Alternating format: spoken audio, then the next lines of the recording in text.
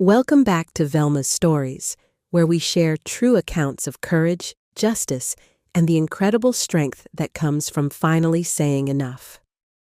I'm your host, and today's story is one that will shake your heart.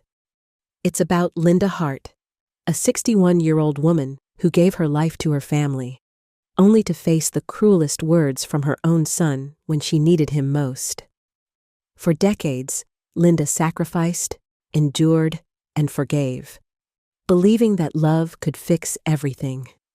But when the hospital called after her collapse, what her son said revealed a truth no mother should ever have to hear. If you've ever been taken for granted by those you love most, if you've ever felt invisible in your own home, this story is for you. Linda's journey from heartbreak to strength will remind you that it's never too late to reclaim your dignity. Before we begin, hit that like button if you believe respect must be earned, and subscribe to our channel if you want to hear more real stories of ordinary women finding extraordinary courage. Now, let's dive into Linda's story. But I have to warn you, the betrayal she uncovered will leave you breathless.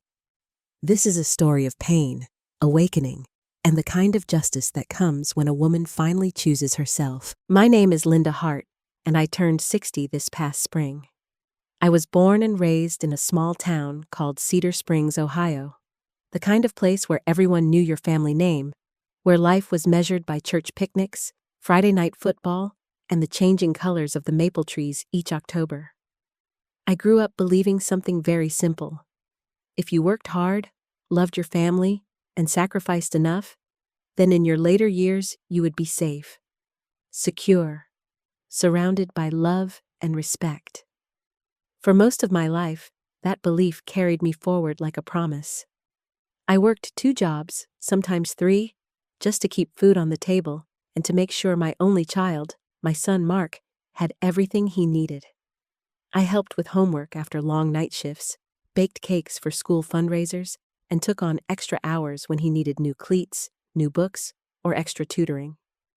Later, when college came, I raided my modest savings, borrowed against my retirement, and even sold pieces of jewelry I had inherited from my grandmother. All of it, every penny, every ounce of energy, was poured into Mark's future. I told myself this was what mothers did, that good mothers gave until it hurt, and then gave some more. But life has a way of testing even the deepest beliefs. It was a Tuesday evening in late October when everything changed. I was in my kitchen, stirring a pot of soup, the warm smell of carrots and onions filling the air. Outside, the wind rattled the last golden leaves on the trees. I remember humming an old hymn my mother used to sing, when suddenly, without warning, the room tilted. The granite countertop rushed up toward me, and the world went black. The next thing I knew, I was staring into a blinding circle of light, voices echoing above me. My chest ached, as though a heavy weight had been pressing down. "Strong cardiac episode," a nurse said softly when I tried to speak. "You were on the edge, Mrs. Hart. Another hour, and we might not be having this conversation." They admitted me into St. Joseph Mercy Hospital. White walls, beeping monitors, the sharp scent of antiseptic. I remember lying there, staring at the ceiling tiles, thinking, this is the moment. This is when Mark will rush in. This is when everything I sacrificed for him will circle back in the form of love, of presence. The nurse asked gently, "Should we call your son?" "Yes," I whispered, my voice weak but certain. "Call him, please." Minutes later, through the thin door of my room, I heard his voice, not warm with worry, not trembling with fear, but clipped, impatient, almost irritated. "I'm busy," he said. "We have a reservation at the best steakhouse in Columbus. If she's still alive in the morning, I'll come then." I felt his words slice through me like shards of ice. The nurse re-entered, her expression carefully neutral, but her eyes holding pity. "I'm sorry," she said quietly. He won't be coming tonight. I looked back at the ceiling, the sterile light overhead blurring as tears filled my eyes.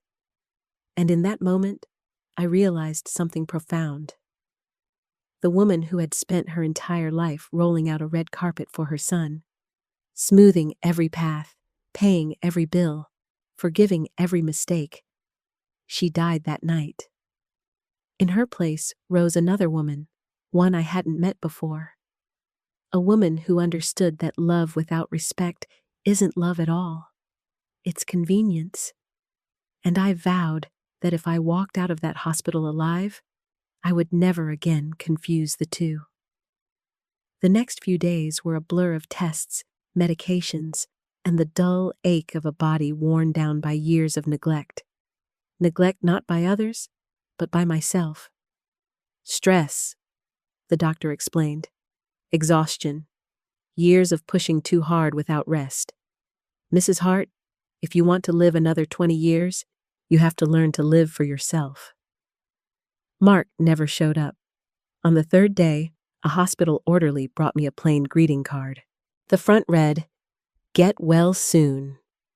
Inside, in rushed handwriting, was simply, Mark. No love, no mom. Just his name, cold and detached, like a business transaction. I held the card in my hands and counted silently in my head. The second mortgage I took so he could afford his first apartment. The retirement account I rated for his startup idea. The down payment on his dream home in the suburbs. The endless emergencies that required me to wire money, sometimes in the middle of the night. All told, I had poured nearly $850,000 into his life over the years. $850,000, not counting the years of work, the nights of lost sleep, the worry, the prayers. And what did I receive? A 3-word dismissal through a hospital door. A hollow card signed like a stranger. When the hospital finally discharged me, I went home to a house that felt both familiar and foreign. I stood before the mirror in my bedroom, staring at a woman with silver hair and lines carved deep by years of stress. But there was something new in my reflection. My shoulders straightened. My eyes steadied. I pulled a black suit from the closet, something I hadn't worn in years. It wasn't mourning clothes. It was armor. For the first time in decades, I wasn't preparing myself for Mark's needs or requests. I was preparing for battle. At noon the next day, I walked into Midwest Community Bank, greeted by the faint scent of polished wood and the soft hum of quiet conversations. James Patterson, my longtime banker, looked up from his desk in surprise. "Linda?" he asked. "Yes," I said firmly, sliding into the chair across from him. "We're closing all joint accounts, transferring assets, changing access codes, everything Mark can touch. Shut it down." My phone buzzed relentlessly as the paperwork moved across the desk. "Ma'am, call me back." "What did you do? This is crazy." "You can't cut me off like this." The more desperate the messages became, the steadier my hand grew as I signed.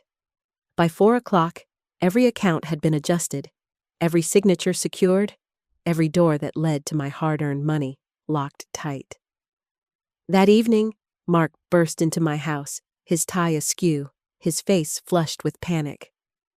"This is insane!" he shouted. "I need those accounts. For the business, for emergencies, for yourself." I interrupted quietly. I met his eyes, my voice steady, my heart strangely calm. "Those were my earnings, Mark. My sacrifices. I almost died last week. And where were you? At dinner." He faltered, searching for words. "I didn't think it was that serious. The nurse told me I might not live until morning." He looked down, shame flickering across his face before he quickly buried it. "When was the last time you came to see me without needing something?" I asked. Silence. "When was the last time you called just to ask how I was feeling?" Silence again. I let the quiet stretch between us before I spoke the words that had been burning inside me. I am not your bank. Access is closed. From now on, you will live within your means, or you won't live at all. That night, after he stormed out, I sat in my living room surrounded by the faint hum of silence. For the first time in years, my house felt like it belonged to me again. Not a vault for withdrawals, not a backdrop for his excuses, but mine. I thought I would feel fear of his anger, fear of being alone. Instead, I felt something entirely different. Peace. A fragile, flickering peace, yes, but one that was mine to protect. And deep down, I knew this was only the beginning, because money wasn't the only truth Mark had hidden from me. A new trail had just opened, one that would take me into secrets I never expected, betrayals I never imagined, and choices that would redefine not only my son's life, but my own. The house was quiet after Mark slammed the door, the kind of quiet that makes the refrigerator hum sound like a sermon. I made chamomile tea I could barely taste and pulled a shoebox from the hall closet, the one where I kept old receipts, tuition statements, and thank you notes that were more obligation than gratitude. I spread the papers across my kitchen table, my pulse steady in a way it hadn't been in years. It felt like laying out a map of a country I had funded, but never visited. At the bottom of the box was a business card I hadn't seen in a decade. Sarah Martinez. Investigations, research, skip tracing. We'd met when our boys were in Little League. Back then, Sarah volunteered for everything, fixing what needed fixing with a clipboard and a smile. After her divorce, she retrained, passed her state exams, and started taking cases that didn't fit neatly in a file folder. We'd exchanged Christmas cards, casseroles, and the kind of texts you send when you can't sleep. I dialed her number before I could talk myself out of it. "Linda?" She answered on the second ring, voice warm, curious. "You okay?" "I am now," I said, surprising myself with how true it sounded. "I need you to help me check my son." There was no judgment in her pause, only a quiet breath. "I can be there in 40 minutes. Sarah arrived in jeans and a navy windbreaker, rain on her shoulders, purpose in her eyes. I'd always liked that about her. No drama, no fluff, just a woman getting to the truth. She took one look at my table and nodded. "All right," she said, setting down a legal pad. "Ground rules. I won't chase something if it's just to hurt you or him. I'll look for facts. Facts can sting, but they also set you free." "I've been stung already," I said, and told her about the hospital, the steakhouse, the card with only his name. Sarah listened without interrupting, then opened her pad. "I'll need releases, banking, phones, anything joint. If you've co-signed or guaranteed, we'll see it. I'll also search public records, the Secretary of State for his LLCs, County Auditor for property, and, forgive me, social media. People post their whole income statements in selfies these days." I slid over my checkbook, and she pushed it back with a small smile. "We'll talk about the bill later. For now, sign here and here." We worked for an hour, pulling login printouts, scanning the little things you never think someone will notice. A Venmo note labeled equipment rental. A Zelle memo that read only urgent. A bank transfer with the subject line medical. The paper trail had a rhythm if you were willing to hear it. Spikes near holidays, dips when he posted about hustle, a noticeable flurry every time he promised to repay next quarter. After Sarah left, I did what any woman my age knows how to do better than she gives herself credit for. I made a list. On the left, what I know. On the right, what I've told myself. No, I paid the down payment on their house. Told myself they needed a leg up. No, I floated his business when a client defaulted. Told myself he was just unlucky. No, I co-signed the luxury SUV for safety. Told myself it was temporary. By midnight, I had a neat stack of reality and a trash bag full of excuses. While the kettle boiled again, curiosity tugged. I opened my laptop and typed, "Brooke Hart Instagram." Her profile was public, all bright kitchens and brighter captions. Monday mood, quartz counters are finally in. A week later, blessed to book our fall couples trip. Then a boomerang of wine glasses clinking. The steakhouse Mark couldn't abandon the night I almost didn't wake up. In the corner, a geotag. People confess to the internet without ever noticing they're doing it. I clicked through photos faster than I meant to. A Tahoe trip with matching puffer jackets. A countertop coffee machine that cost more than my first car. A set of luggage that could pay a semester of community college. Underneath, comments from friends. You two are dawai goals. I closed the laptop when my jaw began to ache. The next afternoon, Sarah texted, "Front porch, 5 minutes." She arrived with a manila folder so thin it looked harmless. "This is preliminary," she said, "but you need to see it." She slid out a single page, a simple timeline. 2 months before the urgent equipment request, a charter company invoice for a private flight to the islands, memo line, client entertainment. 3 weeks before the medical transfer, a plastic surgeon's clinic note for a deposit, not his name on the file, but a matching address. A week after the business crisis wire, a down payment on a ski boat and a 6-month lease on a lakefront cottage. I stared at the page, then at Sarah. "You pulled his bank?" "No," she said. "Public lawsuits, liens, UCC filings, people leave footprints. And I asked a friend at the charter company about that invoice. They posted a photo on their own social media of a group boarding. Your son in mirrored sunglasses, holding a carry-on I'm pretty sure is a brand whose name starts with an H and costs more than my Honda." I wanted to be angry, but what I felt first was foolish. I had believed him because believing was cheaper than admitting I'd bankrolled a life that didn't include me. "Anything else?" I asked. Sarah hesitated, then slid over a second page. 3 color printouts, grainy but clear. The steakhouse from that night.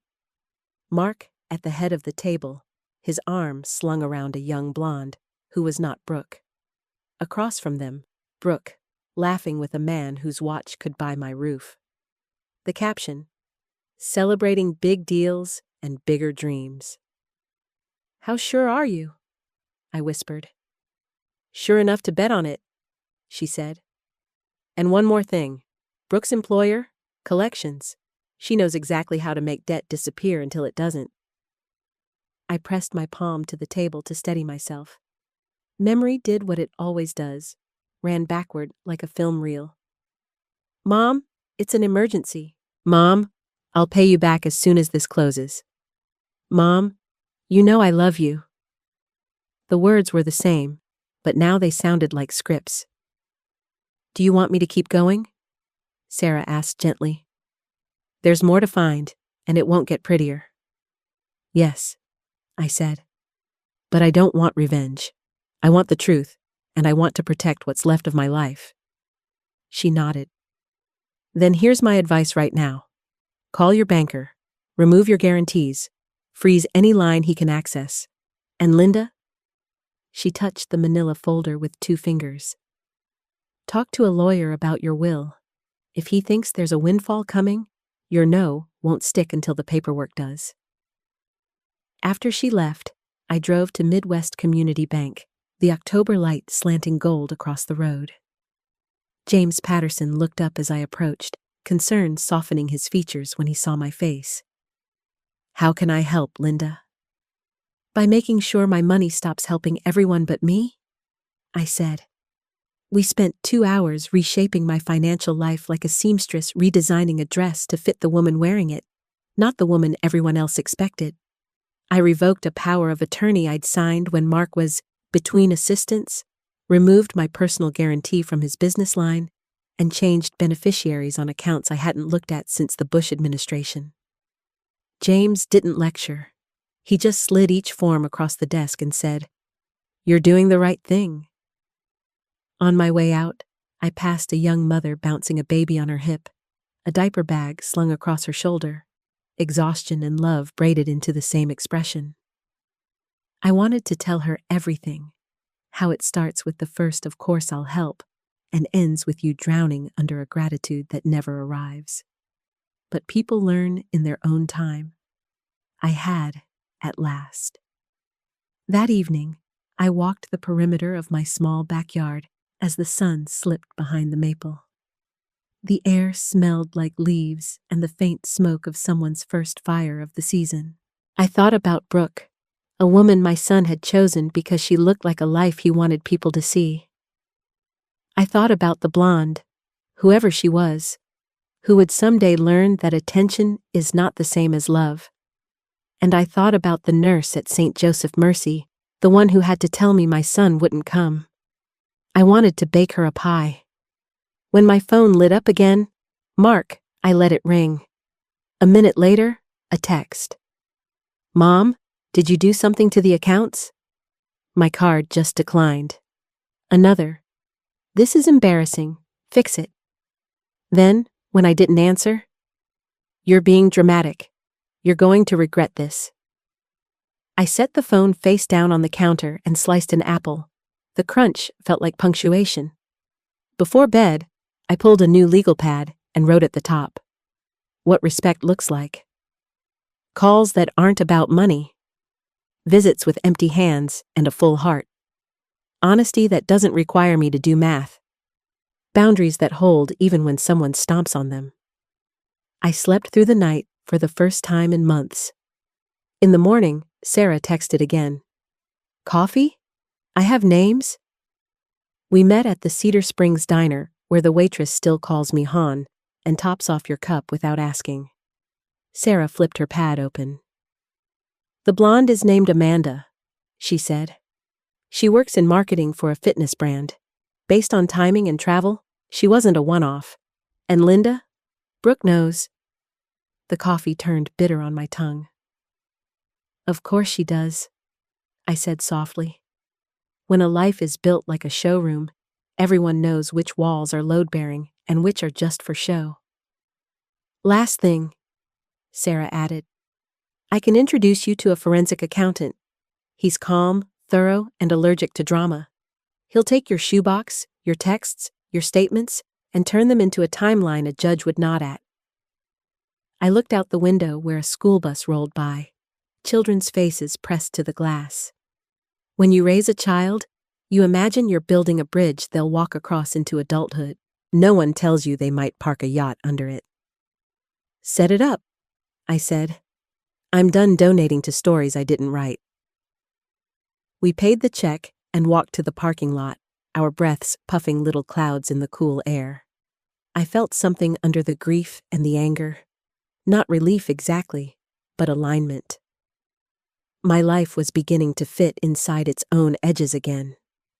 Back home, I pulled my black suit from the hanger and smoothed the lapels. Today wouldn't be about kitchens and glossy photos or captions that perform goodness.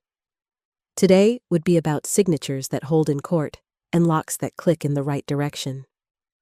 I called a name from the list Sarah had given me. Mary Thornton, attorney at law. The receptionist offered me an afternoon appointment. "Bring ID, any estate documents, and a list of accounts," she said. "We'll make a plan." I hung up and stood in the quiet of my living room, the sun warming the rug where my old cat used to nap. For 60 years, I had believed that love was measured by what you gave away. It turns out, love is also measured by what you refuse to let be taken. By the time the church bells marked noon, my folder was packed, my keys were in my hand, and a very different kind of future had shifted into view. One with boundaries, clean books, and a front door that opened only when I chose it to. And as I stepped onto the porch, a breeze lifted the last maple leaves like confetti, as if the town itself were blessing the next right thing. The law office of Mary Thornton sat on the corner of Main and Cedar, in one of those brick buildings that looked older than the town itself. The sign out front was modest: estate planning, wills, trusts. But the moment I stepped inside, I felt the weight of choices being made there every day. The waiting room smelled faintly of lemon polish and paper. A secretary with kind eyes led me past a row of diplomas to a quiet office where Mary, a woman in her late 50s with steel gray hair and a posture that suggested she'd never once been intimidated by a boardroom, rose to shake my hand. "Linda," she said, her voice calm, deliberate. "Come in. James mentioned you might call." I sat, clutching the manila folder Sarah had urged me to bring. "I need to make sure my son has no more access to my money, to my estate, to anything." Mary leaned back, folding her hands. "That's a powerful statement. Why don't you tell me what brought you here?" So I did. The hospital. The phone call he brushed off. The card signed like I was nothing more than an acquaintance. The years of sacrifices that had drained nearly every resource I had. And finally, the moment I realized that I wasn't a mother anymore in his eyes. I was a bank account with a heartbeat. Mary didn't gasp or look shocked. She simply listened, jotting occasional notes, nodding once in a while, as if to mark certain phrases. When I finished, she said softly, "I want you to hear something, Linda. Protecting yourself doesn't make you less of a mother. Sometimes, it's the most loving act you can perform. It gives your child the chance to face his own life instead of using yours as a crutch." I swallowed hard, blinking back tears I hadn't expected to shed. "So, where do we start?" "With clarity," she said, sliding a yellow pad toward her. "Let's talk about what you want for the future. Your assets, your intentions, and your boundaries." For the next hour, she asked questions no one had ever asked me. Not my banker, not my pastor, not even myself. "Do you want to leave anything directly to Mark?" "No," I said firmly. My voice didn't waver, and I felt a strange pride in that. "He's had more than enough already." "Do you want your estate tied to causes you care about?" "Yes, the local women's shelter, the animal rescue. And I'd like to set aside something for Sarah's daughter.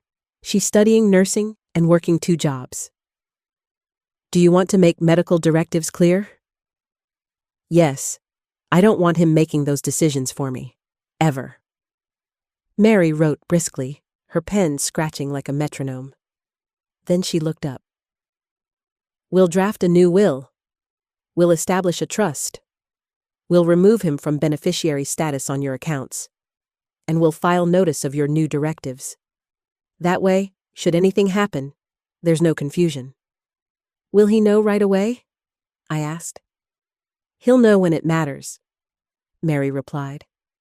"And if he tries to contest it, we'll have documentation. Every receipt, every transfer, every piece of evidence that shows he already benefited far beyond reason." The relief that washed over me was physical, like loosening a belt that had been pulled too tight for years. After the paperwork, Mary poured us both coffee from a small pot on the credenza. "Linda," she said, leaning forward, "I've worked with many women in your shoes. Hardworking, giving, endlessly forgiving. They come to me when they finally see that generosity without boundaries doesn't create gratitude. It creates entitlement. And once you stop feeding it, it snarls." Her words landed like a stone in a pond, ripples spreading through my chest. "That's exactly how it feels," I whispered. "Like I've raised a man who doesn't love me. He just resents the times I can't give more." Mary's eyes softened. "You can't rewrite his choices, but you can rewrite your role in them. And that starts today." I left her office with a folder of drafts, a head buzzing with legal terms, and a heart that, for the first time in decades, beat in rhythm with my own choices. That evening, I sat at my kitchen table with the lamp on low, flipping through the folder. Words like executor, trustee, and beneficiary leapt from the pages. They weren't just legal jargon anymore. They were the locks and bolts on doors I had once left wide open. My cat, long gone, used to curl in this same spot. I realized I hadn't truly lived in this kitchen in years. It had been a transaction hub, not a home. My phone buzzed again. Mark. I didn't answer. Another text followed. Mom, this is ridiculous. You're overreacting. You can't just cut me out. We're family. Family. The word stung. Family wasn't supposed to be conditional, wasn't supposed to come with a ledger. But when love becomes indistinguishable from an invoice, maybe it's not family anymore. Maybe it's something else entirely. I set the phone aside and picked up my pen. On the back of a scrap envelope, I wrote, Family is respect. Family is presence. Family is truth. I underlined the last word twice. 2 days later, Sarah dropped by with another folder, this one thicker. She looked tired, her hair pulled into a messy bun, but her eyes glinted with the thrill of someone who had found more than expected. Brace yourself, she said, laying the folder down. I've barely scratched the surface, but it's worse than I thought. Inside were copies of invoices, fabricated ones, naming equipment that never existed, medical emergencies that never happened. There were photos, too. Mark and Brooke standing beside a gleaming kitchen island with a marble slab that cost more than I made in a year. Behind them, champagne glasses raised, smiles broad. Sarah flipped the page to a screenshot of a social media post. Amanda again, the blonde from the steakhouse. Caption, Grateful for adventures with you.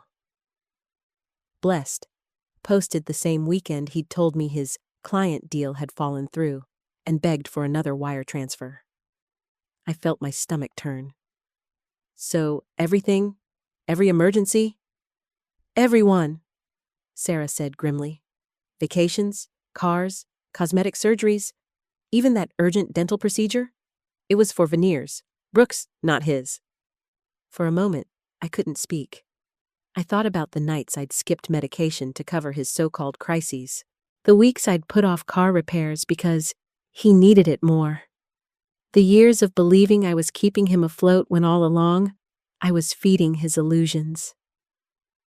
Linda, Sarah said gently, it's fraud. Maybe not enough to land him in prison, but enough to prove he deceived you. You're not crazy. You're not unloving. You've been conned by your own son. The words settled in my bones like truth I had been resisting. I straightened my back. Then it ends now. He doesn't get another $1. Not one. Sarah nodded. That's why we'll bring in the forensic accountant. He'll put this puzzle together piece by piece until it's undeniable. That night, sleep didn't come easily. I lay in bed, the darkness pressing down, replaying 30 years of sacrifice. For so long, I had believed that saying no to Mark would make me a bad mother. But now, I saw the truth. Saying yes had kept him a child. As dawn broke, light spilling through my curtains, I felt something shift. It wasn't just anger anymore. It was resolve. A quiet, immovable resolve. I brewed my coffee, sat at the table, and whispered aloud. To the walls, to myself, maybe even to God. I am not a bank. I am not a lifeline. I am Linda Hart, and I am done. The stage is set. Linda has redrafted her will, uncovered fraud, and found her backbone. But the next steps, bringing in the forensic accountant and watching Mark's carefully curated world begin to unravel, will test her courage in ways she never expected. The man Sarah recommended introduced himself as David Larkin, a forensic accountant with 30 years of experience and the kind of calm voice that makes you believe in numbers even when you don't want to. He was in his 60s, tall and spare, with reading glasses perched low on his nose and a leather satchel he handled like it contained state secrets. We met in his office above a pharmacy downtown, walls lined with binders and shelves groaning with paper.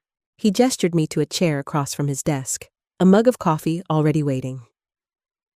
"I like to start clients off with caffeine," he said. "Truth goes down easier that way." I smiled politely, nerves buzzing in my chest. "Sarah said you could put things together." He opened the satchel and drew out a stack of files. "Your shoebox," he said. "Receipts, text messages, transfer records. I've organized them into categories. What I do is trace flows of money, what came in, what went out, and where the lies hide in between." He tapped the first file. "This is the emergencies folder. In the last 10 years, you wired or transferred to your son approximately $423,000 under labels like urgent, crisis, medical, equipment, bridge loan." I felt the room tilt.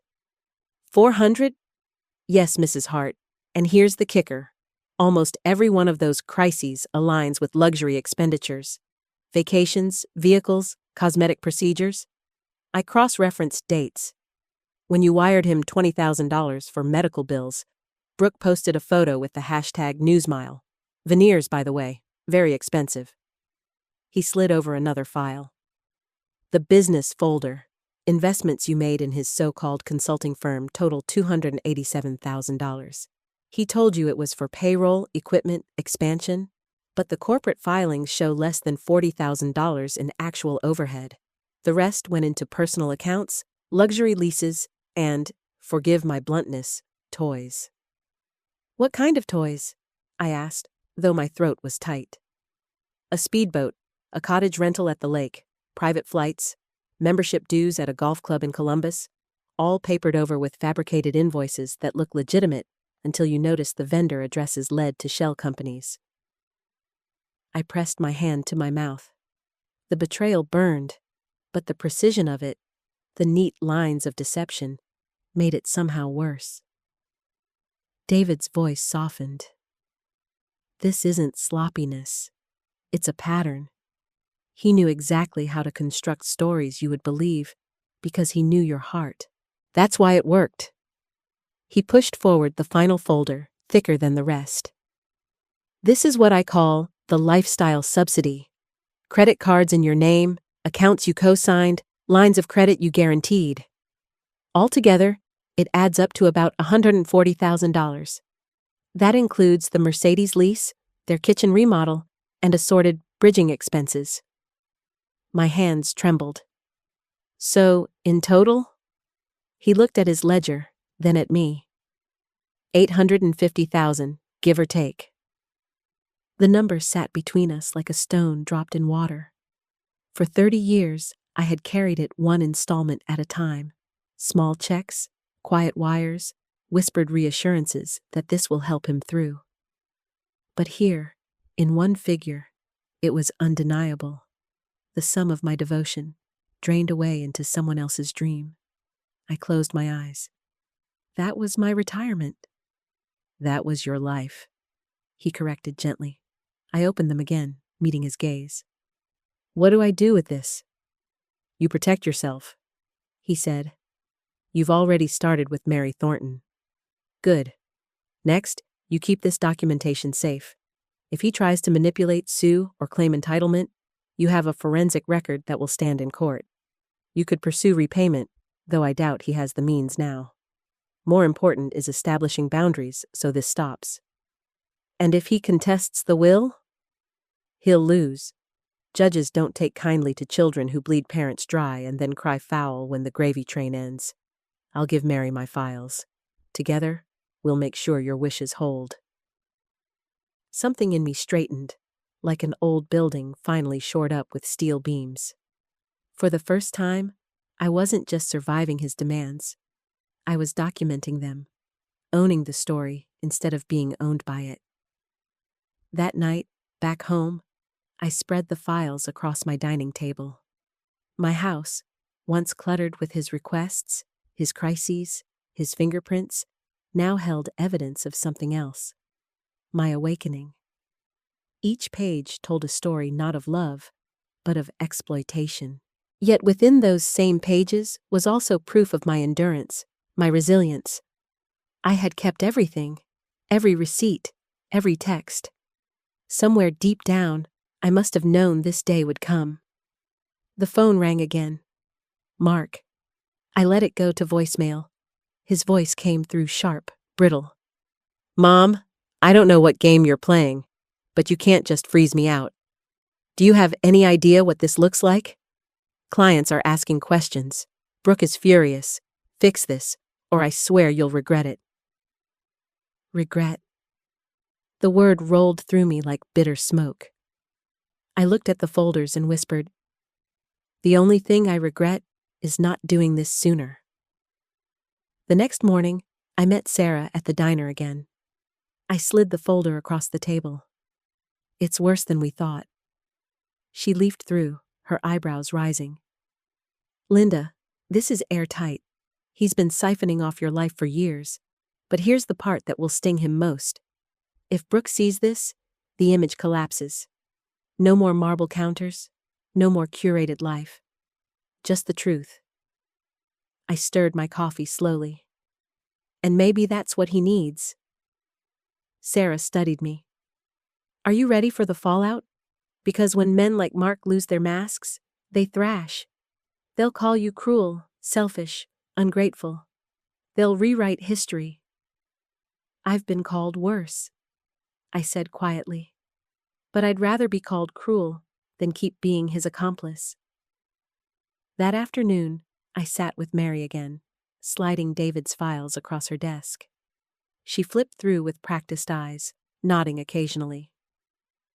This is strong, she said. Very strong. It backs your decisions. It shuts down contestation. And if he pushes, we can subpoena records to confirm. Linda, you are in control now. The words felt foreign, almost indulgent. In control. I had never thought of myself that way. I had always been in service. But now, for the first time, the balance had shifted. Mary looked at me seriously. There's one more step. A letter. Not for the court, not for the bank, but for him. A clear statement of why he is no longer your beneficiary. You don't owe him an explanation, but it helps judges see your intent. Would you like to draft one? I nodded. Yes, I want it in my words. That night, I began. Mark, for 30 years, I gave everything I had. I paid for your education, your homes, your ventures, your image. I did it because I believed that love meant sacrifice. But I have learned that sacrifice without respect is exploitation. I nearly died, and you went to dinner. That night, something in me changed. I will not fund lies anymore. My estate will serve causes that honor life, not drain it. This is not punishment. It is clarity. If you wish to rebuild a relationship with me, it must be on honesty, respect, and presence, not money. I set the pen down, tears blurring the page. It wasn't anger anymore. It was truth, naked and plain. A week later, Sarah called. You should know, Brooke's Mercedes was repossessed this morning. The dealership confirmed the guarantor was removed. Not long after, Mark called again, his voice ragged. Mom, please, they're pulling lines. The bank is questioning invoices. My office lease. Mark, I interrupted softly. I'm not your solution anymore. Silence on the line, then a muttered curse and the click of disconnection. I sat back in my chair, heart pounding, but steady. The dominoes had begun to fall. His life, built on illusions and my generosity, was tilting, and I, finally, was standing upright. The first cracks appeared quietly, like hairline fractures in glass. You had to look close to see them, but once you did, you realized the whole pane was about to shatter. It started with Brooke's Mercedes. She called me one morning, her voice shrill and brittle. Linda, how could you? They towed my car from the spa parking lot. Do you know how humiliating that was? I sipped my coffee, steady as stone. I know because I signed the papers that gave you the car. And I signed the papers that took it back. You've ruined me, she hissed. No, I said calmly. I stopped funding you. She hung up without another word, and just like that, the glossy facade of their lives, the curated images, the Instagram captions, began to peel away. That week, I heard from Sarah again. She had a way of delivering news like a doctor with bad test results. Gentle, but precise. Mark's biggest client dropped him, she said, sliding into the diner booth across from me. A woman named Stephanie. She's also one of Brooke's close friends. Apparently, she got wind of, let's just say, extracurricular activities. I didn't need details. Amanda's blonde hair flashed in my mind like a warning sign. What happened? I asked. Word spread. Someone, not me, leaked photos from that steakhouse night. Stephanie confronted Brooke, and let's just say, the friendship ended in flames. She pulled Mark's contract in the middle of a networking event. Loudly. I took a slow breath. So the empire starts to crumble. Empires built on lies usually do, Sarah said, stirring her coffee. Meanwhile, in my own life, something unexpected was happening. I found myself breathing easier, sleeping better. I even laughed again, real laughter that rose up from somewhere unburdened. I joined a morning yoga class at the community center, moving slowly but steadily on a mat between women who greeted me with smiles instead of invoices. I walked through my garden, trimming roses that hadn't been cared for in years, their blooms wild and defiant. I cooked meals just for myself, roasted salmon with lemon, fresh green beans from the farmer's market. And for once, I sat down and ate them while still warm, without a phone buzzing beside my plate, demanding another urgent transfer. It was like learning to live again after years of simply existing. Of course, Mark didn't vanish quietly. His calls grew more desperate. Mom, you don't understand. They're questioning my invoices. If I can't get ahead of this, I'll lose everything. You already lost everything, I said softly. The moment you decided dinner reservations mattered more than my heartbeat. He cursed under his breath. You're enjoying this, aren't you? Watching me fall apart. No, I said firmly. I'm finally enjoying my own life. There's a difference. The silence on the line was heavy, followed by the click of disconnection. One evening, as I watered the chrysanthemums on my porch, my neighbor Evelyn stopped by. She was in her 70s, spry and opinionated, with a laugh that could cut glass. Linda, she said, leaning over the railing. You know I try not to gossip. But honey, have you seen Brooke lately? I raised an eyebrow. No, why? She was at the salon yesterday, carrying a handbag I swear was worth more than my house. And do you know what? The stylist told me her card got declined. Right there at the counter. Evelyn shook her head, a mixture of sympathy and satisfaction. All that sparkle, gone in a swipe. I smiled faintly. Maybe reality finally caught up with her. Evelyn chuckled. Well, good for you. Sometimes women like us spend our lives cleaning up after everyone else. It's about time one of us said enough. Her words warmed me more than she knew. For years, I had been invisible, my sacrifices unnoticed. Now, standing there with water dripping from the hose and the smell of earth rising around me, I felt seen. A few days later, Sarah delivered more news. She set down her folder with a thud. Linda, you should brace yourself. The tax man is circling. I blinked. The IRS? She nodded. David traced some of those fabricated invoices into Mark's filings. If an audit comes, and it will, he's exposed. They'll want explanations he can't give. A strange calm settled over me. So he's finally going to face consequences. Sarah studied me. Are you ready for that? Because when people like Mark hit the wall, they'll look for someone to cushion the blow. I've been his cushion for 30 years, I said, my voice firm. No more. In quieter moments, I wrote in a journal Mary had suggested I start. At first, the pages were filled with numbers, amounts I'd given, debts unpaid. But gradually, the entries shifted. Today, I read on the porch for 2 hours and didn't feel guilty. Today, I walked past the boutique downtown and didn't think about Brooke's handbags. Today, I felt proud, not ashamed, when I told someone no. It was a record of my own reawakening. Proof that dignity could grow back, even after decades of erosion. Then came the night that sealed it. I was leaving choir practice at the church when I saw a figure slumped against my car. It was Mark. His suit was wrinkled, his eyes bloodshot. He looked older than me in that moment, worn down by the weight of a life built on sand. "Mom," he said hoarsely, "I need you. Everything's falling apart. Brooke is screaming at me. Clients are leaving. The bank's threatening lawsuits. I don't know where else to go." I held my keys tight in my hand. "Mark, you've always known where to go, straight to me, but I'm not that place anymore." His face crumpled. "Please, just a little, just until I fix it." I shook my head slowly. You don't fix lies by feeding them. You end them by telling the truth.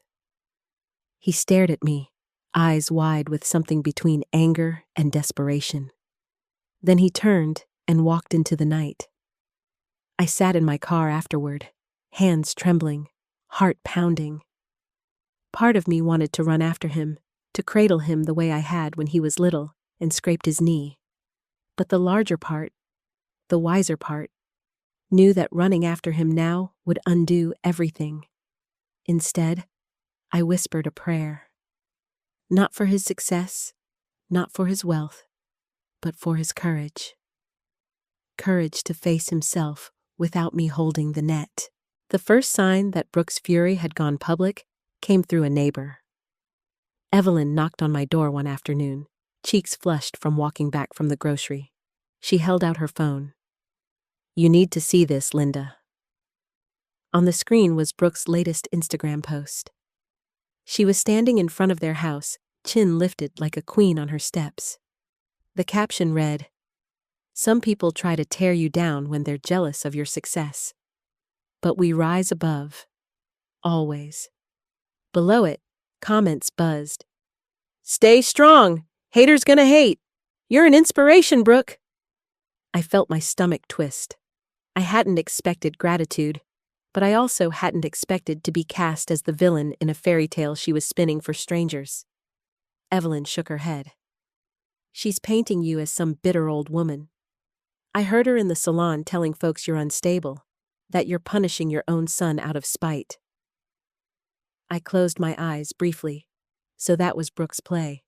If she couldn't control my money, she'd try to control the narrative. "Let her," I said finally, handing Evelyn back her phone. "Truth has longer legs than lies." Meanwhile, Mark's desperation was leaking through in every message he left. "Mom, I'm meeting with investors tomorrow. If you could just unfreeze one account, just temporarily." "Mom, Brooke is threatening to leave if I can't fix this. You don't want a divorce on your conscience, do you?" "Mom, I swear this is the last time I'll ask. Just bridge me through the week." The pleas turned to anger when I didn't respond. "You're ruining me. You think you're strong, but you're nothing without me. I'll make sure everyone knows what kind of mother you really are." Each voicemail was another confirmation that I'd done the right thing. Still, the words stung. To hear your child spit venom when all you ever did was bleed for them, it left bruises on the heart that no one could see. The unexpected visitor arrived on a Wednesday evening. I was watering my roses when a young woman hesitated at the end of my driveway. Blonde hair, simple dress, nervous hands twisting the strap of her purse. I recognized her immediately. Amanda, the woman from the steakhouse. "Mrs. Hart?" she asked softly. "Yes." My tone was cautious, but I didn't step back. She approached slowly. "I know I have no right to be here, but I need to tell you something." We sat on the porch, the air cool with the smell of leaves. She looked down at her hands as she spoke. "Mark told me you were fine that night at the hospital, that the doctor said it was just a scare. He said you begged him not to cancel dinner, that you didn't want to feel like a burden." My chest tightened. "He told you that?" She nodded, shame flooding her face. "I believed him. I thought you supported him unconditionally, that you wanted him to live his life fully. When I found out the truth, I ended things. I couldn't be part of that lie anymore." I studied her. This young woman, barely older than my son had been when I first started sacrificing for him. Her eyes glistened, and for a moment, I saw not a rival, not an accomplice, but another victim of his stories. "Thank you for telling me," I said quietly. "It means more than you know." She hesitated, then added, "Mrs. Hart, he's unraveling. He's drinking more, gambling. I'm worried he might do something reckless." Her words hit like a cold wind. Mark wasn't just losing control of his finances. He was losing control of himself. The following Sunday at church, whispers followed me down the pews. People had read Brooke's posts, heard her stories. A few women avoided my eyes. Others offered sympathetic smiles that carried unspoken questions. I sang in the choir anyway, my voice steady, even as gossip swirled around me. After the service, Pastor Jim approached. "Linda, people talk. They always will. But truth stands. Don't let slander bend you." I nodded, grateful for his steady presence. Yet, as I walked home, I couldn't shake the weight of it. Brooke was turning the town against me, and Mark, desperate, angry, reckless, was sliding further into ruin. That night, Sarah dropped by with another folder. She had a way of showing up exactly when I needed steel in my spine. "Linda," she said, flipping the folder open. "He's desperate enough to try fraud on a bigger scale. He's been pitching investors with inflated numbers. If they dig, they'll see it doesn't add up. When they do, lawsuits will follow." I exhaled slowly. "So he's digging deeper." "Yes. And Brooke's tantrums aren't helping. She's calling credit card companies, blaming you for her debt. The whole house of cards is wobbling." I closed my eyes. "It's going to collapse." "Yes," Sarah said gently. "The question is, will you let it collapse on its own, or will you help push?" Her words echoed in my mind long after she left. Later that week, I found another letter slipped under my door. Mark's handwriting, jagged, angry. "You think you're punishing me, but you're only proving you were never a real mother. Real mothers don't abandon their sons. Real mothers sacrifice. You'll regret this when you're old and alone." I held the paper, my hands trembling, then slowly fed it into the fireplace. The flames devoured his words, curling the edges until only ash remained. "I've sacrificed enough," I whispered into the quiet room. But in the ashes of that anger came something unexpected. Amanda returned 2 nights later, this time carrying a small envelope. "I don't know if this helps," she said, handing it to me. "It's receipts, emails, screenshots, things Mark sent me when he was bragging. I couldn't keep them anymore. Maybe you'll know what to do with them." Inside were messages that stripped away the last illusions. Mark boasting about draining the old lady's account, laughing about how easy it was to pull another wire with the right sob story.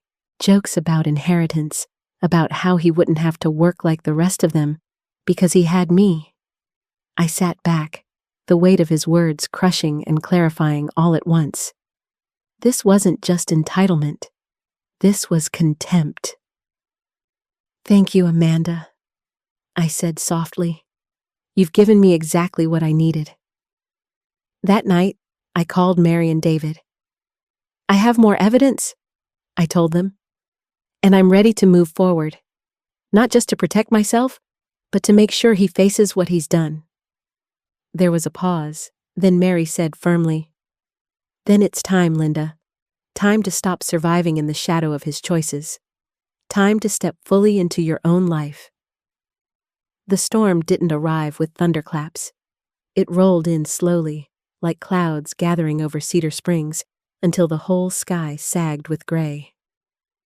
First came the investors. One of them, a tall man in a navy suit, showed up at my door late on a Tuesday evening. He carried himself with the brisk efficiency of someone used to closing deals, not making apologies. "Mrs. Hart?" he asked. "Yes." "My name is Daniel Foster. I've been working with your son, or at least I thought I was." I stiffened, already bracing. "What's this about?" He pulled a folder from his briefcase. "We bought into his consulting firm. Numbers looked good, contracts seemed legitimate. But last week we started digging. Invoices didn't check out. Addresses led to P.O. boxes. And then word got around that you'd cut him off, frozen his lines." He looked me straight in the eye. "We need to know the truth. Is there any actual business, or have we been scammed?" My hands clenched around the doorknob. For years I had carried the shame of enabling Mark's illusions, but in that moment, the truth felt like clean air. "There is no business," I said softly. "There never was. It was funded by me, and me alone. My retirement, my savings, my sacrifices. I'm sorry you invested in his stories, but I won't bail him out anymore." Daniel studied me for a long moment, then nodded grimly. "That's what I suspected. Thank you for your honesty. It helps." When he left, the night air felt lighter, though the weight in my chest deepened. Mark wasn't just collapsing privately. His lies were unraveling in public, and the fallout would spread far beyond our family. The next crack came at the country club. Brooke was used to strutting through the dining room like royalty, but that Friday evening she didn't strut. She stormed. Witnesses later told me she threw a crystal glass against the fireplace, shouting that her worthless husband had embarrassed her, that his mother had sabotaged their lives. By the next morning, the story was all over town. Evelyn recounted it with relish as she watered her begonias. "She called you a witch, Linda. Said you poisoned him against success. Can you imagine? Half the ladies at her table walked out before dessert." I should have felt mortified. Instead, I felt a strange, quiet pride. For once, the gossip wasn't about my generosity or my supposed luck in having a successful son. It was about their unraveling, not mine. Then came the IRS. Sarah phoned me one afternoon, her voice low but certain.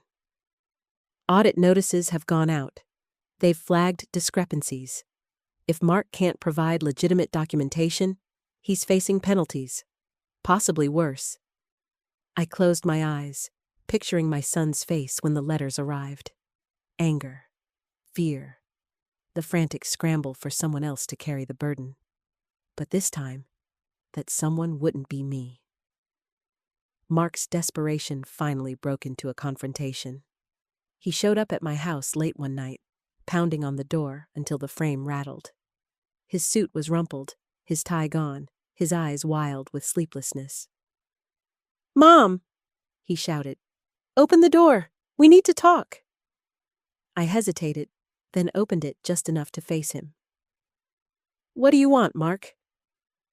He pushed against the frame, but I held firm. "They're coming after me. The IRS, the investors, they're all over me. You have to help." "You've always helped." "No," I said simply. He stared at me as if I'd spoken a foreign language. "No? You can't just—" "I can, And I have. His voice cracked, rising with fury. I'll lose everything. You already lost everything, I replied quietly. You lost it the night you chose a steak dinner over my hospital bed. You lost it every time you lied to my face, every time you drained my account for your toys and called it love. What you're losing now isn't mine. It never was. It's yours. For a moment, the fury faltered, and something raw flashed across his face.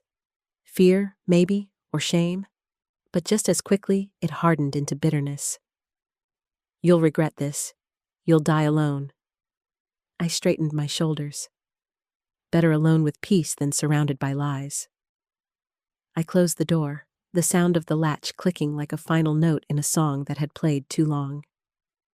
After he left, I sat in my living room, trembling but steady. For years I had feared that if I ever told him no, he would hate me, and now he did. Yet instead of breaking me, it freed me. Later that week, Mary called. Linda, the documents are finalized. Your estate plan is sealed, your assets secured. He cannot touch you now. I whispered, Thank you. And when I hung up, I realized I was thanking more than her. I was thanking myself, the woman who had finally stood up, finally drawn the line, finally said enough. But the town wasn't done watching the spectacle. At the farmer's market on Saturday, I overheard two women whispering near the tomatoes. She cut him off completely, you know, left everything to charity. No wonder Brooke's unraveling. Can you imagine the shame? When they noticed me, they flushed, mumbling apologies. I just smiled. For once, the shame wasn't mine to carry. That evening, Amanda returned. Her visits had become less awkward, more like gentle check-ins. She brought me a small bouquet from the market and sat with me on the porch. He's crashing hard, she said softly. The investors are suing. Brooke's talking about leaving. He's drinking every night. I just thought you should know. I looked out at the darkening sky. Sometimes the only way to learn is to fall. I wish it weren't true, but maybe this is the only chance he has to see himself clearly. Amanda touched my hand. I hope he does, for both your sakes. We sat in silence, the night air cool around us, two women linked by the wreckage of one man's choices. Brooke always thrived on appearances. Her life was an endless runway, one curated shot after another. The perfect handbag perched on a marble island, champagne flutes clinking in restaurants where the lighting was designed for selfies. But facades can only hold when the scaffolding behind them is strong. And without my money, the scaffolding was gone. The collapse came one Thursday evening at the Cedar Springs Gala, the charity event of the season. I hadn't planned on going, but Sarah convinced me. Walk in with your head high, she said. Don't let her write the whole story. So I wore my best navy dress, the one I usually saved for Easter Sunday, and slipped on my late mother's pearls. When I entered the ballroom, I felt the stares. Whispers followed like a low tide. That's Linda, the mother who cut her son off. But this time, I didn't shrink. I nodded politely, as if the whispers were background music. Across the room, Brooke made her entrance. Red gown, diamonds flashing. Mark trailed behind, pale and distracted, his collar too tight. She smiled like a movie star until she noticed me. The smile cracked just slightly, enough for me to see the fissure. The evening unfolded with the usual speeches and silent auctions. But during the live donation pledges, Brooke seized the microphone. My husband and I, she declared, her voice ringing too brightly, are pledging $50,000 tonight, because success means giving back. Applause rippled through the room, but then came the pause, the awkward shuffle of the auctioneer checking the pledge board, the whisper to his assistant, and then the words that sliced through the air. Mrs. Hart, I'm afraid that pledge cannot be processed. The account was declined. A hush fell. Brooke's face drained of color. Mark tugged at her arm, whispering urgently, but the microphone was still live. "This is your fault!" she hissed, her voice carrying farther than she intended. "You and your mother! She cut us off! She destroyed everything!"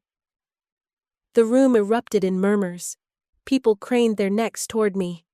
For a moment, shame threatened to rise like bile in my throat. But then I straightened. I hadn't destroyed anything. I had simply stopped propping up what was already rotten. I stood, my voice calm but steady. What was destroyed was an illusion. I chose honesty. The rest collapsed on its own. Gasps, whispers, the snapping of cell phone cameras. Brooke fled the stage, her gown trailing like a wound, while Mark followed, his shoulders hunched. The fallout was immediate. By the next morning, videos of the confrontation had spread across social media. Brooke's followers dissected every frame, some defending her, others laughing at the spectacle. Mark's business contacts, already suspicious, began pulling out in droves. Sarah called, half concerned, half amused. "You're trending in Cedar Springs, Linda. Not bad for a woman who used to say she didn't understand hashtags." I laughed, surprising myself. If it takes a viral video to remind me I'm free, so be it. But Mark wasn't laughing. He appeared at my house the next evening, no longer angry, but broken. His suit jacket was missing, his shirt wrinkled, his hair disheveled. He looked like a boy who'd wandered too far into the woods and couldn't find his way back. "Mom," he said, his voice raw. "I can't stop it. Brooke's packing her things. Investors want their money back. The IRS is breathing down my neck. I don't know what to do." I stood in the doorway, the same doorway where I had once handed him checks, where I had hugged him after heartbreaks, where I had promised him again and again that it would be okay. But this time, I didn't move. "You start by telling the truth," I said quietly. "No more stories. No more borrowed dreams. Just the truth." Tears filled his eyes. "I don't know if I can." "Then you'll stay lost," I replied gently. "But it's not my map to draw anymore." He lowered his head, shoulders trembling, then turned and walked away. After he left, I brewed tea and sat on the porch, the autumn air crisp against my cheeks. The town might still whisper. Brooke might still rage. Mark might still stumble. But for the first time in decades, none of it defined me. I thought about the nurse at St. Joseph Mercy, the one who told me I might not survive the night. She had given me more than medical truth. She had given me a second chance, and I wasn't going to waste it. I picked up my journal and wrote, "Freedom doesn't always come with balloons or parades. Sometimes it comes with a slammed door, a frozen account, a silence where there used to be demands. Sometimes freedom is just peace in your own kitchen, tea in your own hands, and the courage to let the world spin without rushing to catch it." The next morning, Evelyn waved me over the fence. "Linda, you were marvelous last night," she said with a grin. "It takes guts to stand up like that. Half the women in this town wish they'd done the same with their children years ago." I smiled. "It wasn't guts. It was survival." She shook her head. "Survival is quiet. What you did was strength. Don't forget it." Her words stayed with me all day. Maybe she was right. Maybe, after all the years of bending, my refusal to bend was strength. That evening, Amanda sent me a message. "You don't know me well, but I want to thank you. You showed me what it means to draw a line. I left him because I saw how he treated you. I didn't want to be next. I'm starting over. And it's because of you." I sat with her words, tears stinging my eyes. For so long, I had believed my life was just a cautionary tale. But maybe it was also a beacon. Maybe, in saying no, I was showing someone else how to say no too. The Monday after the gala, I woke up to sunlight streaming through the curtains and the sound of birdsong drifting in from the maple trees. For the first time in years, I didn't reach for my phone to check whether Mark had texted with another emergency. I brewed my coffee, sat at the kitchen table, and let the silence wrap around me like a quilt. The newspapers, however, weren't silent. Evelyn showed up on my porch with a copy of the Cedar Springs Gazette. The front page carried a photo from the gala. Brooke's frozen smile, Mark's slumped shoulders, and me in the background, calm and steady. The headline read, "From Charity Queens to Questioned Dreams." "Thought you should see this before the whole town does," Evelyn said, her eyes sparkling with mischief. "You look dignified, by the way. They, on the other hand, look like characters in a bad soap opera." I chuckled. Not exactly the legacy I imagined, but I'll take it. That week, I leaned deeper into my own life. I joined the library's book club, where women my age and older discussed novels with the same passion we once reserved for PTA meetings. I volunteered at the women's shelter, folding laundry and cooking dinners, small acts that felt holy in their simplicity. And I started singing solos in choir again, my voice shaky at first, but growing stronger each Sunday. One afternoon, I stopped at a local car lot and bought myself a new sedan. Reliable, nothing flashy, but mine. Not for family use, not co-signed, not chosen to impress anyone but me. Driving it home, I felt like a teenager with her first set of keys. Meanwhile, Mark's world was collapsing faster than even Sarah predicted. The IRS officially opened an investigation. Investors filed lawsuits, demanding repayment. Brooke filed for divorce, citing irreconcilable differences, though the whole town knew it meant unfunded lifestyle. Sarah came by with updates, setting folders on my table like clockwork. The auditors found the shell companies. The investors are talking about pressing criminal charges. Brooke's lawyer is trying to freeze what's left of his assets, but... She gave a small shrug. "There isn't much left to freeze." I listened, my hands wrapped around a warm mug. "So this is it, the reckoning." "Yes," Sarah said gently, "and he'll try to pull you in again. Be ready." Sure enough, a week later, Mark appeared at my door. But this time, he wasn't shouting. He looked hollow, like someone whose body kept moving even after the spirit had gone missing. His once polished shoes were scuffed, his shirt wrinkled. "Mom," he said, his voice low. "I'm being sued from every side. Brooke's gone. Investors want blood. The IRS is breathing down my neck. I don't have a house, a car, nothing left. I need somewhere to stay, just until I figure things out." For a heartbeat, my old instincts surged. The mother in me who wanted to pull him inside, feed him soup, tell him everything would be okay. But then I remembered the hospital ceiling, the nurse's soft voice, the card with nothing but his name. I shook my head gently. "No, Mark, not here. You need to face this yourself. If you're ever going to change, you can't do it under my roof." His eyes filled with tears. "So you'll really let me go homeless?" "I'll let you learn," I said softly. "There's a difference." He cursed under his breath, then turned and stumbled down the driveway. I watched until he disappeared, my heart aching but resolute. In the weeks that followed, I kept building the life I had once postponed. I planted tulip bulbs in the front yard, knowing they'd bloom next spring whether or not I was around to see them. I hosted a potluck for the women from book club, laughter filling my living room instead of Mark's angry demands. And on quiet evenings, I sat with my journal, recording not just pain, but joy. Today, I laughed until my sides hurt. Today, I said no and felt powerful. Today, I remembered that my name is Linda, not Mom the bank. Then one afternoon, I received a letter, not from Mark, but from his lawyer. It was a desperate attempt, a formal request that I consider a financial settlement to assist in mitigating ongoing litigation. My stomach clenched, but instead of panic, I felt fire. I called Mary.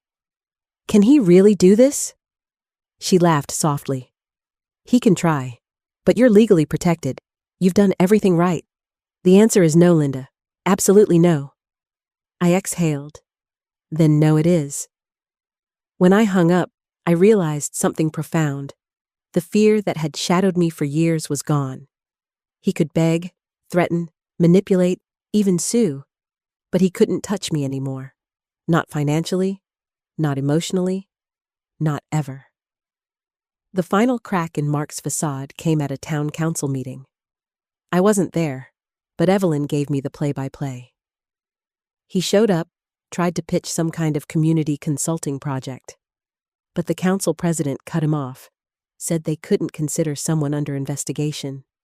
People gasped, and he just froze. Couldn't say a word, left in silence. I pictured it in my mind. My son, the man who once strutted through restaurants and bragged on social media, now reduced to silence under fluorescent lights. My heart broke, but not in the way it once did. It broke cleanly, like glass finally shattering after too much pressure. That night, I sat on my porch with a cup of tea, the stars sharp above Cedar Springs. I thought about the journey, the decades of sacrifice, the hospital bed, the black suit, the frozen accounts, the public collapse, and I realized something that made me smile. I had thought the story was about losing my son, but really, it was about finding myself. For 60 years, I had been told that a mother's worth was measured by what she gave up. Now, I knew better. A woman's worth is measured by the life she builds, not for others, but for herself. The night Mark finally came to me without his armor, the sky over Cedar Springs was the color of pewter.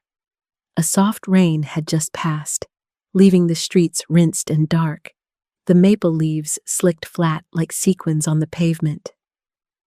I was washing a single cup in the sink, mine, not part of a stack I'd left for later, when I heard a tentative knock. Not pounding, not rage, a knock that asked permission to exist. I opened the door. He stood there with no suit jacket, no salesman's smile, and no performance in his eyes. Just a paper grocery sack at his feet and a backpack slung over one shoulder. The angles of his face had sharpened, as if pride had been sanded away. "Mom," he said. His voice was hoarse, smaller than I remembered. "I don't need money." We stood in the doorway like two people at opposite shores of the same river, unsure if the current would be kind. For the first time in years, I didn't feel cornered. I felt present. "You can come in?" I said. "You can sit. You cannot ask for a dime." He nodded once, grateful for terms. I led him to the kitchen and set a glass of water in front of him. He wrapped both hands around it like a man reminding himself how to hold something without taking it. We sat in the quiet, the refrigerator humming its steady hymn. He stared at the rim of the glass, then cleared his throat. "I'm out of favors," he said. "The investors settled on a plan I can't meet. Brooke kept the house for now, but the car's gone. The IRS wants records I don't have. I'm sleeping on a friend's couch. He asked me to leave." I didn't rush to soothe the ache that sat between us. For years I had spackled over every crack with a check and a promise. Tonight, the cracks needed air. "What do you need that isn't money?" I asked. He swallowed. "I need a map, and someone to tell me I'm not beyond repair."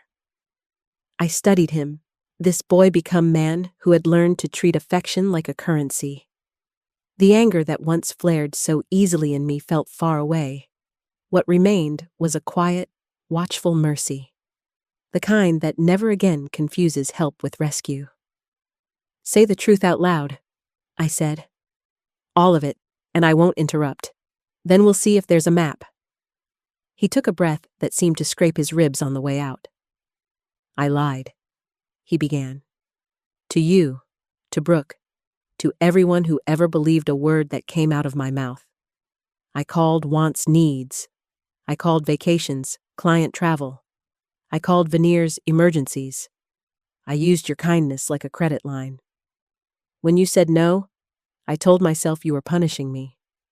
But the truth is, I was drowning and yelling at the lifeguard for not swimming out far enough. He stared at his hands, the confession pooling between us. I kept thinking I'd build something real before the lies caught up. That if I just made it big enough, the size of it would forgive how I got there. When you cut me off, I said terrible things. I said you'd die alone. I wanted you to hurt the way I was hurting. That's the worst part. I don't recognize who I've been. It was not a speech. It was a surrender. The words landed with the dull, necessary thud of truth. I can't fix your lawsuits, I said, when he finished. I won't cover your debts, but I can tell you what the first mile looks like. He looked up, hope and dread braided together. Okay. Rule 1, I said, steady and clear.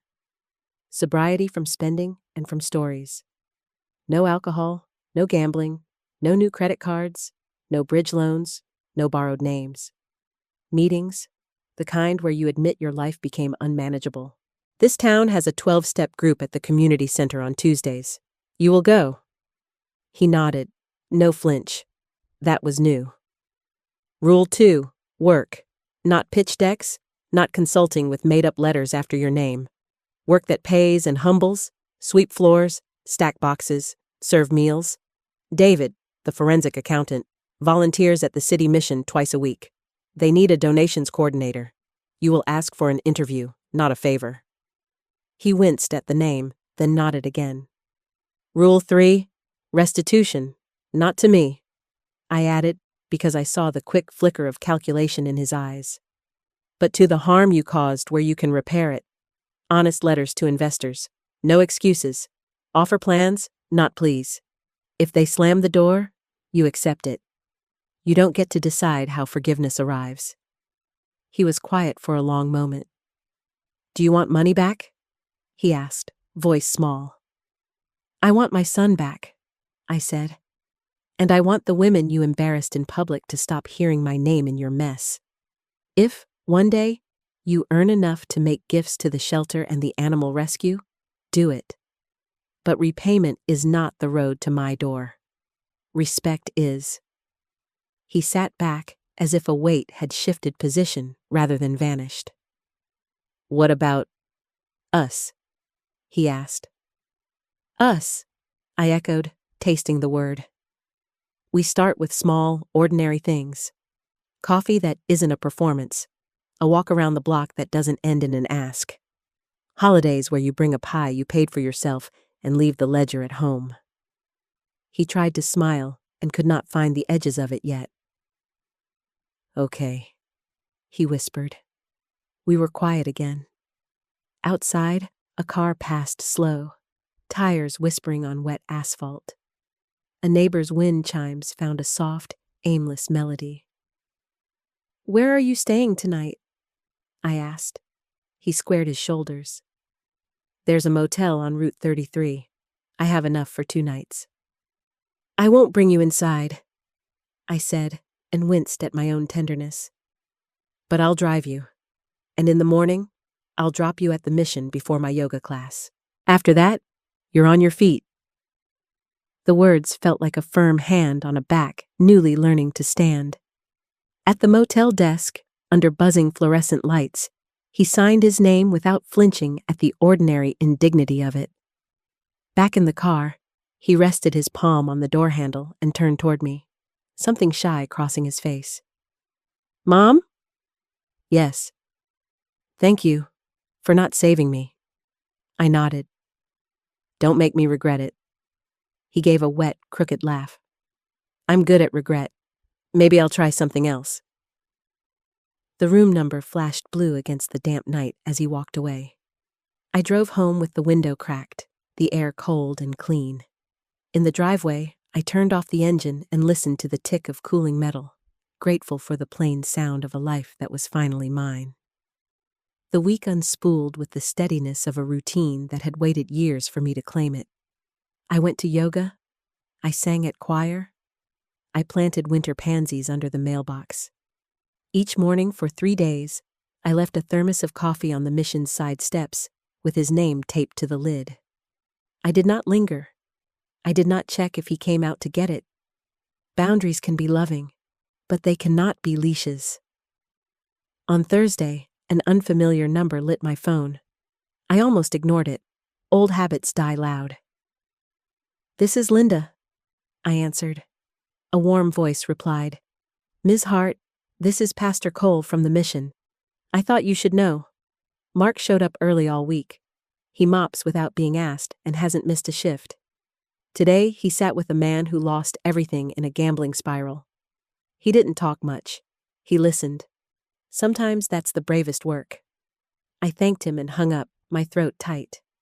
Listening, the thing money can never buy. That evening, Mark texted a photo. His hands, scuffed and reddened, holding a plastic bin of donated coats. Sorted 87 today, the message read. Didn't sell a single one to myself. A tremor of humor, the first I'd seen from him that didn't lean on cruelty. I typed back. Proud of the work. Keep going. I deleted 3 extra sentences that tried to fix or fluff. I hit send and put the phone face down. On Sunday, I carried a casserole to the shelter with the other church ladies. Stainless counters, the hiss of steam, the comfort of onions softening in butter. When the front door opened and Mark walked in with 2 boxes of canned goods, he didn't see me right away. He was laughing at something the volunteer beside him said. Not the old too loud laugh, not the show. Just a sound that fit in the room without trying to own it. He caught my eye and paused. No grand gesture. He lifted his chin in a small hello. I answered with a nod and passed the ladle to an older woman whose bracelets jingled like kindness. Across the soup line, we existed like 2 adults sharing space, not a debtor and his bank. After lunch, as the volunteers wiped tables and stacked chairs, Pastor Cole asked if anyone wanted to say a closing word. People shifted, shy. Then Mark cleared his throat. I used to think generosity was a spotlight, he said, eyes on the floor. Turn it on. Make sure everyone sees you under it. I'm learning it's a broom. You pick it up. You clean your own mess. And sometimes, if you're lucky, you get to help with someone else's. He sat down fast, as if embarrassed by the shape of humility in his mouth. I did not clap. I did not move toward him. I let the room answer with its soft, human sounds, chairs and thanks, and the low music of people trying. That night, I wrote in my journal. Forgiveness is not a door I hold open and wait behind. It is a porch light I turn on and leave. If he finds the steps, he finds them. If he doesn't, the bulb will still be warm when I come home to myself. I closed the book and set it on the table beside my mother's pearls. The house was quiet except for the clock and the soft breeze bumping the maple against the siding. Peace is not the absence of history. It is the decision to stop letting history drive. When I switched off the lamp, I caught my reflection in the window. Silver hair, straight shoulders, eyes that no longer scanned for the next crisis. I whispered a thank you to the nurse at St. Joseph Mercy, to Mary and David and Sarah, to Evelyn and her irreverent wisdom, to Amanda for telling the kind of truth that costs something, and yes, to myself for letting no be the most loving word I've ever said. Outside, the town settled into its Sunday night hush, porch lights winking out, dogs circling beds, a late train calling from the edge of the county. Somewhere on Route 33, a motel room lamp clicked off. Somewhere else, a broom leaned against a wall, waiting for morning. And in that simple, ordinary quiet, I felt it. Not the giddy fireworks of a life reclaimed, but the steady pilot light of a life restored. The courthouse in Columbus smelled like paper, polish, and nerves. The kind of place where decisions reshape lives in minutes, where truth is stripped of sentiment and placed in black ink. I never imagined I'd sit in those corridors because of my own son. Yet there I was, clutching my folder of documents, flanked by Mary Thornton on one side and David Larkin on the other. Sarah had driven me in, her presence steady as always. Mark arrived late, looking thinner than I remembered, his suit borrowed or second-hand. Brooke wasn't with him. Word around town said the divorce papers had been filed. She was already angling for her share of whatever scraps were left. When he spotted me, his eyes flickered. Not with rage this time, but with something softer, almost childlike. But then his lawyer tugged at his sleeve, and the mask slipped back into place. The deposition wasn't mine to give, it was his. Still, I listened from the corridor as voices rose and fell. The investor's attorneys pressed him, the IRS agent asked about invoices, the judge's clerk scribbled notes. Again and again, his answers faltered. I don't recall. That was handled by a partner. I thought the funds were legitimate. Excuses, thin, brittle, transparent. Every so often, I caught a glimpse through the glass pane. My son hunched over the table, shoulders sagging under the weight of his own words. When it ended, his lawyer hurried him past me. For a moment, Mark slowed, as if to speak. But then he lowered his eyes and walked on. Mary touched my arm. You did the right thing, Linda. By pulling out when you did, you saved yourself. He has to face the rest alone. I nodded, though my heart ached. A mother's instinct never fully dies. It only learns to sit still when needed. That evening, back in Cedar Springs, I found a letter slipped under my door. The handwriting was shaky, rushed. I sat at the kitchen table, bracing myself, and opened it. Mom, I don't know how to say this face to face, so I'm putting it here. The truth is out. The lies are crumbling. I can't keep pretending. I thought if I built something flashy enough, you'd be proud. Instead, I built ruins. I don't expect your forgiveness. I just want you to know I see it now. All of it. And I'm sorry. Not for losing the money. For losing you. Mark tears blurred the ink until it smudged. For years I had begged, silently, for those words. And here they were, written not as leverage, not as manipulation, but as confession. The next morning, I met Mary at her office. She handed me a crisp folder. Your estate plan is finalized. Your assets are safe. Your will is clear. She paused, then added, Are you certain you want to leave nothing to him? I exhaled slowly. I'm certain about not leaving money, but I do want to leave him something. From my purse, I pulled Mark's letter, folded carefully. Add this, I said. If he ever comes looking for inheritance, he'll find words instead of numbers. Mary smiled faintly. Sometimes that's worth more. In the weeks that followed, I poured myself into the shelter, the choir, my garden. Life filled with small, solid joys.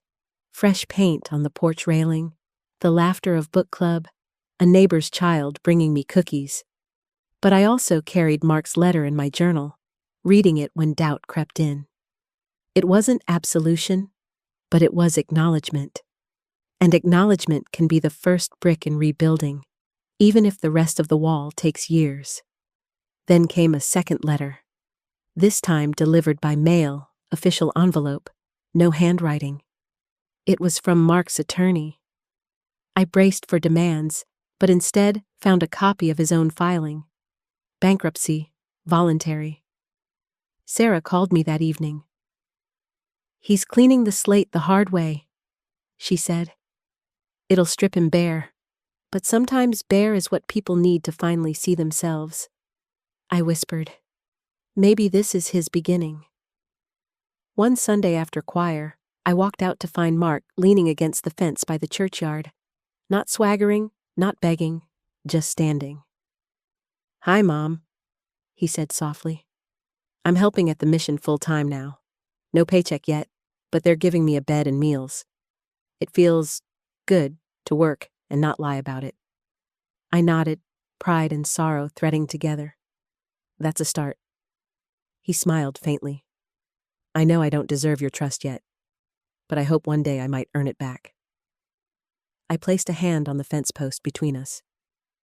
"Trust isn't a gift, Mark. It's a trail. Start walking." He nodded, eyes glistening. "I will." That night, as I sat on my porch with a cup of tea, I realized the truth. I might never fully reconcile with my son, but I had reconciled with myself. I was no longer a woman defined by sacrifice or shame. I was Linda Hart, 60 years old, silver-haired, and free. And maybe, just maybe, freedom was the legacy I could give him, even if he never claimed it. 2 years can pass quietly, like the turning of calendar pages, or they can pass like a revolution. For me, they were both. It was 2 years after that October night in St. Joseph Mercy when I found myself on my porch, rocking in the chair my late husband once built, the maple trees ablaze in red and gold. I thought about how close I'd come to leaving this world without ever learning how to live for myself, and I whispered a prayer of gratitude for the second chance. Life now had a rhythm that was mine, not borrowed, not dictated, not drained. Each morning I brewed coffee and walked the garden, checking roses, tulips, and the stubborn patch of lavender that refused to die. Twice a week I volunteered at the women's shelter, stirring giant pots of stew and folding laundry alongside women who knew what it meant to start over. On Wednesdays, I met my book club at the library, where we argued over novels with the passion of teenagers. Sundays belonged to choir, my voice stronger than ever, lifted not in exhaustion, but in joy. I even traveled, something I'd put off for decades. That first spring, I drove north with Sarah to see the cherry blossoms in Michigan. Last summer, we flew to Alaska on a modest tour. The glaciers gleamed like cathedrals, the whales breached in the bay, and for the first time in my life, I felt wonder without guilt. And yes, I bought myself a reliable little sedan. Not luxury, not leased in someone else's name. Mine. Every time I turned the key, it felt like freedom humming in the engine. As for Mark, the story was harder, slower, but real.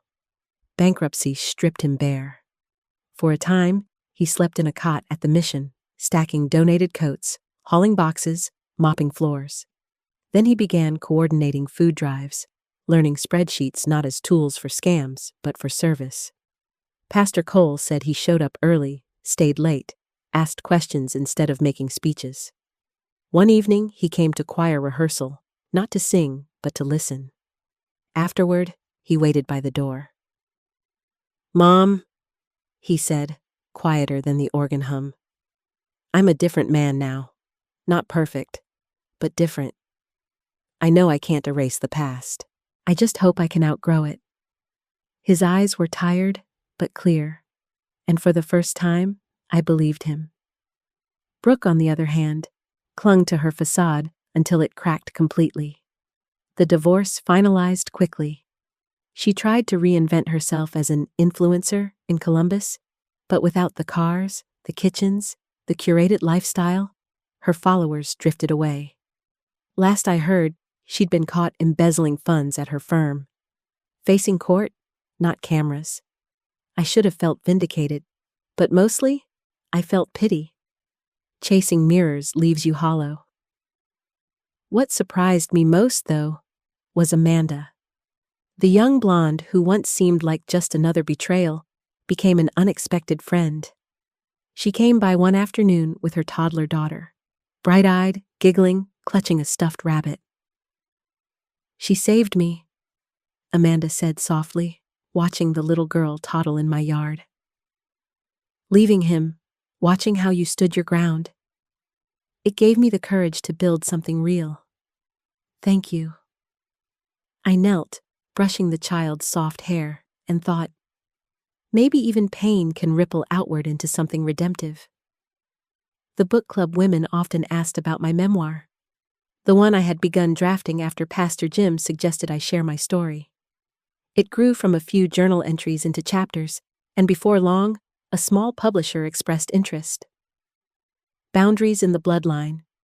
One mother's story of love, loss, and liberation. I never thought my name would be on the spine of a book, but there it was.